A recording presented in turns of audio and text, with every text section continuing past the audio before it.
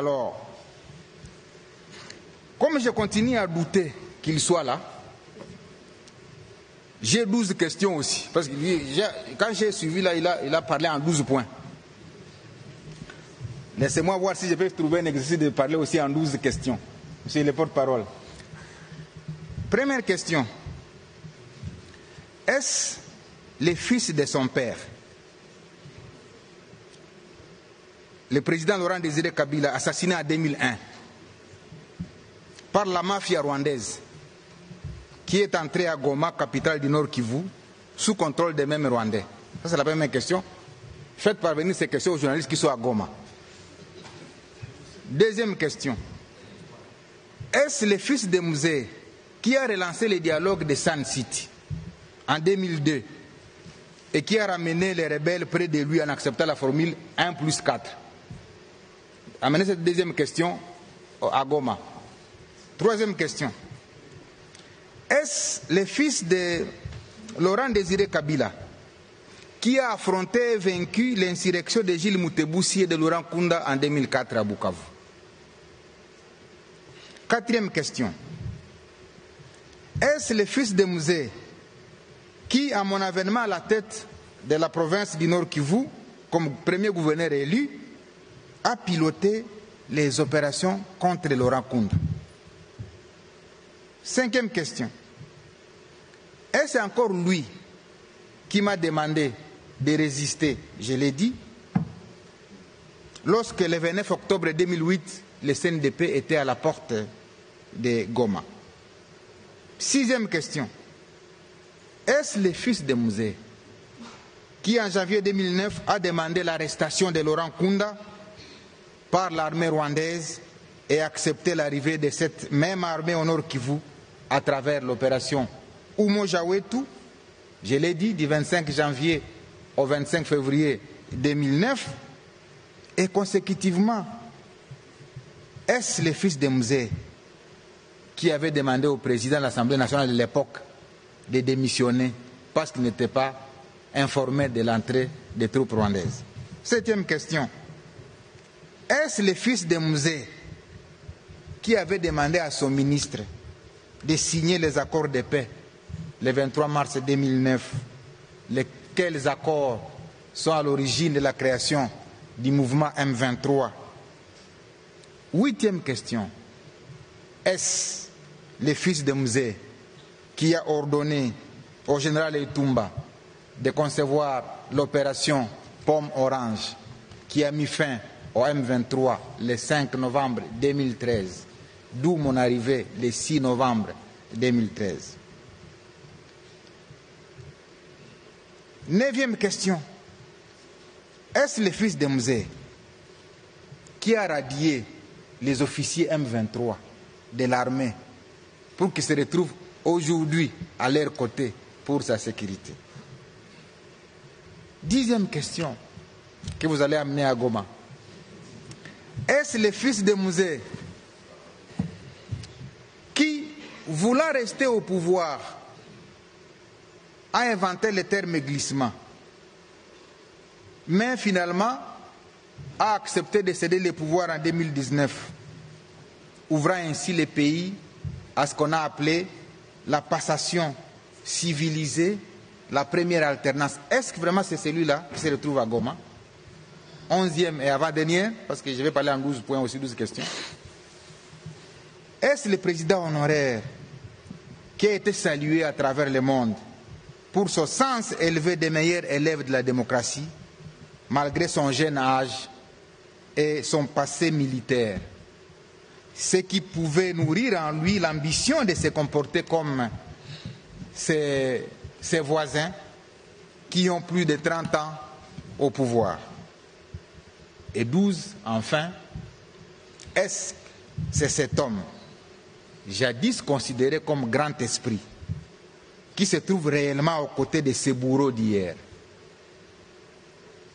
les bourreaux de la population, qu'il a dirigé pendant 18 ans, avec plus de 5 millions de déplacés et de réfugiés victimes de la barbarie du M23? Est-ce encore lui qui a pleuré le colonel Mamadou? Est-ce encore lui qui a pleuré le général Baouma. Non. Et c'est encore lui qui se souvient qu'il y a eu 10 000 morts à Goma, qu'il y a eu 5 000 morts à Bukavu. Et c'est encore lui. Voilà les 12 questions que j'ai voulu ramener à Goma pour voir s'il faut croire qu'il est à Goma. Mais s'il est à Goma, peut-être c'est une manifestation de ce que le président de la République, Félix Tshisekedi, avait dit, qu'il y a une connivence avec les M23. Beaucoup de gens ne l'ont pas cru. Maintenant, s'il est à Goma, c'est qu'effectivement ça va donner cette connivence-là. Ce qui est contradictoire avec toute la lutte menée, que je vais t'expliquer. Se retrouver dans les mains des officiers qu'il a radiés des forces armées. Parce qu'il y a une ordonnance, si vous vous rappelez, qui a été prise ici à Kinshasa pour radier tous les Makenga de l'armée par le fait d'avoir pris les armes contre la République. Et je vois cet homme-là qui a radié tous ces gens et se retrouver maintenant être encadré par eux. Sécurisé. C'est quand même contradictoire. Voilà pourquoi j'ai peine à croire qu'il soit là. Mais comme vous affirmez, parce que vous êtes journaliste, peut-être que vous avez les informations, il est là. Et donc, s'il est alors là, ça veut dire qu'il va porter tous les déboires. Et ça, c'est grave. Les massacres de Kishiche, les massacres de Bunagana, les massacres de Tamugenga, les massacres de Kichanga, les massacres de Sake, les massacres de Nyabiondo, tout ça, toutes les tueries de Goma, avec le nombre de morts, 10 000 morts à Goma, à Bukavu, toutes les violations. Et donc vraiment, cette personne-là accepte de porter tous ces chapeaux-là à son actif. C'est ça mon interrogation. C'est pourquoi j'ai dit, je ne sais pas si c'est la personne que je connais. Mais comme vous avez dit qu'il est là, donc je crois qu'il est là. Alors, s'il est donc là, ben je vous prends au mot, s'il est donc là, je demande à la population congolaise vraiment, et particulièrement celle du Nord Kivu, j'en appelle à la mobilisation générale. Ce n'est pas possible que cela soit vrai. Ce n'est pas possible que la personne contre laquelle le président Honoré s'est battu, à savoir Paul Kagame, que ce soit chez lui où il est passé pour entrer dans la ville de Goma. J'ai peine à vous croire. Donc, j'en appelle à la mobilisation générale. Les enfants de Goma, les enfants de Massissi, les enfants de Nyiragongo, les enfants de Lubero, les enfants de Beni. Ce n'est pas possible. C'est ce qu'on apprend dans les médias. Mais je vais croire lorsque je vais voir les images. Lorsque je vois les images, je vais finalement croire. Mais je sais qu'il y aura beaucoup de questions, mais votre... C'est que nous sommes depuis 2 ans engagés dans un front contre le Rwanda. Il ne faut vraiment pas se perdre de vue que l'ennemi avec lequel nous sommes actuellement en train de discuter, notamment à Washington, pour trouver des solutions, c'est le Rwanda. Et il est hors de question de penser qu'on peut nous laisser distraire pour prêter les flancs à ceux qui ont un rôle secondaire au Rwanda. Ça, c'est un principe qu'il ne faut pas oublier. Et donc, on n'a pas ici besoin de vouloir congoliser, entre guillemets, un problème qui est d'origine extérieure et qui a été mentionné tout à l'heure par le collègue Julien Paluku. Et donc, nous, l'attention, nous l'accordons plutôt à ce niveau-là pour que nous ne puissions pas nous perdre. J'avais dit il y a quelques jours que le président honoraire était un homme du passé. Justement, lorsque vous rappelez, vous posez par exemple la question sur mettre fin à la tyrannie, dites-moi, cher Pichu Mulumba, nous sommes dans un contexte démocratique où lui et son parti avaient fait le choix de ne pas participer aux élections. Lorsque vous venez de dire que vous allez mettre fin à la tyrannie, vous y mettrez fin de quelle manière? Il faut dire aux compatriotes qui sont à Goma aujourd'hui ou qui sont dans les autres partis sous occupation, les messages qui leur est destiné, c'était « apprêtez-vous, on va faire la guerre ». Il ne faut pas se cacher. Et donc, lorsque j'ai dit que c'est l'homme du passé, c'est justement ces passés-là dont les Congolais n'ont plus besoin. Les passés de la guerre, les passés de la compromission de nos minerais, notamment avec le Rwanda, les passés de la corruption, les passés de la concussion.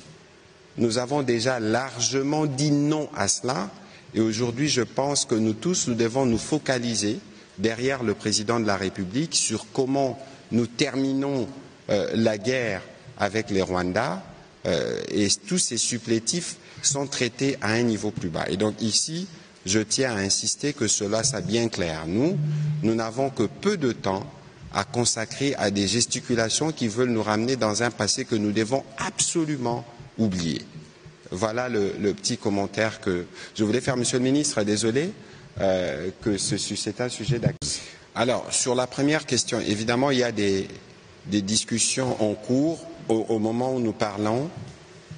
La déclaration de principe qui s'était assise sur 6 principes. Le premier, c'est la souveraineté, l'intégrité territoriale de la RDC.